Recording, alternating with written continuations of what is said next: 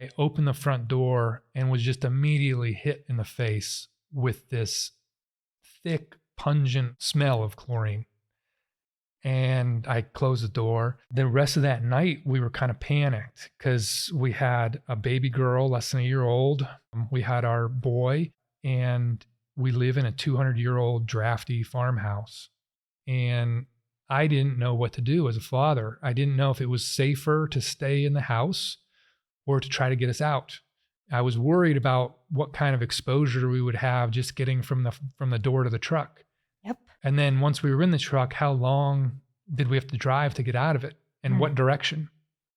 And so I called the EPA. It was like, I don't remember if this was the EPA or the DEP. I called one before the other. But whoever I called first were more surprised by the fact that I was smelling it that far away than they were concerned about my safety or what we should do. And they had no information about like what was best for us to do. He basically told me it was up to me. If I was concerned, I should leave. And so I was on Facebook trying to get information from whoever I could. And everyone in my area was in the same boat. I mean, some of the farmers that we knew that were closer, their eyes were burning, the backs of their throats were itching.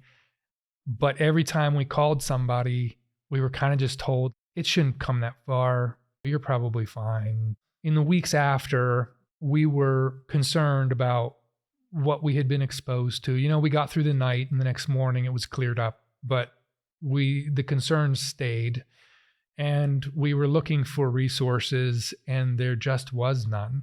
It took weeks for the DEP to even send anyone out to our area. And so in that process of trying to get answers, a friend of my wife's said we should contact Jill Hunkler. And so we reached out to you, and within, I want to say less than a week, you were out at our farm with a scientist, with soil samples, water samples. It was just really appreciated that somebody was able to, in a moment like that, where there were so many questions and so little answer, come and actually give us something that was scientific and empirical and could help us understand if there was an issue on our farm or our water. Because, I mean, we drink out of the spring on our farm. So it's a really big deal to us if anything is contaminated.